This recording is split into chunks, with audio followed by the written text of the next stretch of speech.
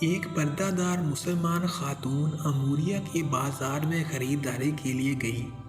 ایک عیسائی دکاندار نے اسے بے پردہ کرنے کی کوشش کی اور خاتون کو ایک تھپڑ رسید کیا۔ لونڈی نے بے بسی کے عالم میں پکارا، ہائے خلیفہ معتصم، میری مدد کرو۔ پھر اس عیسائی نے اس عورت کے چہرے پر کھینچ کر ایک دوسرا تھپڑ رسید کیا جس سے وہ تلملا اٹھی۔ سب دکاندار ہنسنے لگے، اس کا مذاق اڑانے لگے کہ سینکڑوں میل دور سے معتصم تمہاری آواز کیسے سنے گا۔ ایک مسلمان یہ منظر دیکھ رہا تھا۔ اس نے خود کلامی کے انداز میں کہا، میں اس کی آواز کو معتصم تک پہنچاؤں گا۔ وہ بغیر رکے دن رات سفر کرتا ہوا معتصم تک پہنچ گیا اور اسے یہ ماجرا سنایا۔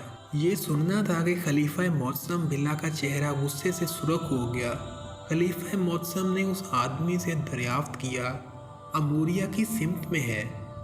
اس آدمی نے اموریہ کی سمت اشارہ کر کے بتلایا کہ اموریہ ہی سمت ہے۔ خلیفہ معتصم باللہ نے اپنا رخ اموریہ کی سمت موڑا اور کہا، میں تیری آواز پر حاضر ہوں اے لونڈی۔ معتصم تیری پکار کا جواب دینے آ رہا ہے، میری بہن میں حاضر ہوں۔ پھر خلیفہ نے اموریہ کے لیے 12,000 گھوڑے تیار کرائے اور ایک لشکر جرار لے کر اموریہ پہنچا۔ مسلمانوں کی آمد سے خوف زدہ ہو کر رومی قلعہ بند ہو کر بیٹھ گئے تو آپ نے اس کا محاصرہ کر لیا۔ جب اس محاصرے کی مدت طویل پکڑ گئی تو اس نے مشیروں سے مشورہ طلب کیا۔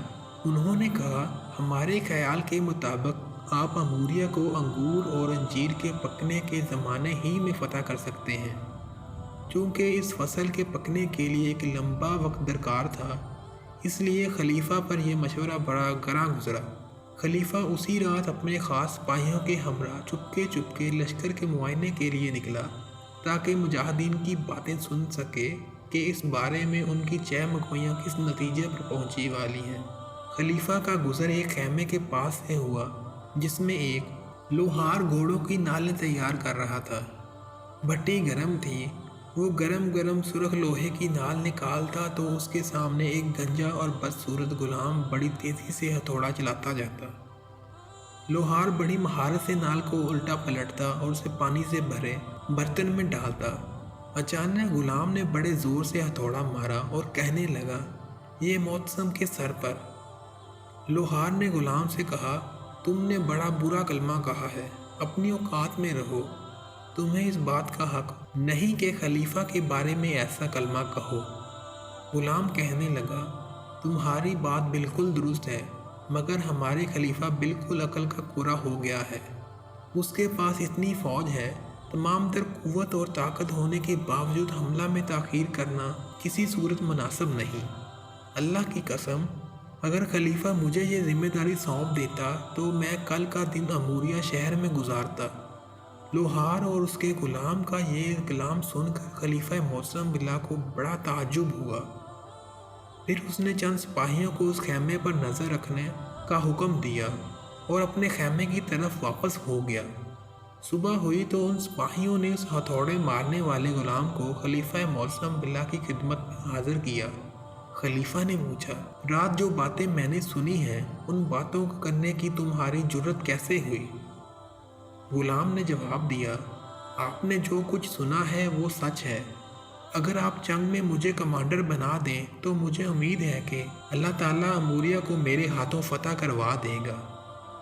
خلیفہ نے کہا، جاؤ، میں نے فوج کی کمان تمہیں سونپ دی۔ چنانچہ اللہ تعالیٰ نے اموریہ کو اس غلام کے ہاتھوں فتح کروا دیا۔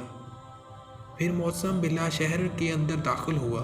اس نے فوراً اس آدمی کو تلاش کیا جو اس عورت کے متعلق اس کے دربار تک شکایت اور پیغام لے گیا تھا، اور اس سے فرمایا، جہاں تو نے اس عورت کو دیکھا وہاں مجھے لے چلو۔ وہ آدمی خلیفہ کو وہاں لے گیا اور عورت کو اس کے گھر سے بلا کر خلیفہ کی خدمت میں حاضر کیا۔ اس وقت خلیفہ نے اس عورت سے کہا، لڑکی، بتا معتصم تیری مدد کو پہنچا یا نہیں؟ اس لڑکی نے اس بات میں اپنا سر ہلا دیا، اور اب تلاش اس عیسائی کی ہوئی جس نے لڑکی کو تھپڑ رسید کیا تھا۔ اس کو پکڑ کر لایا گیا اور اس لڑکی سے کہا گیا، آج وقت ہے تم اس سے اپنا بدلہ لے لو۔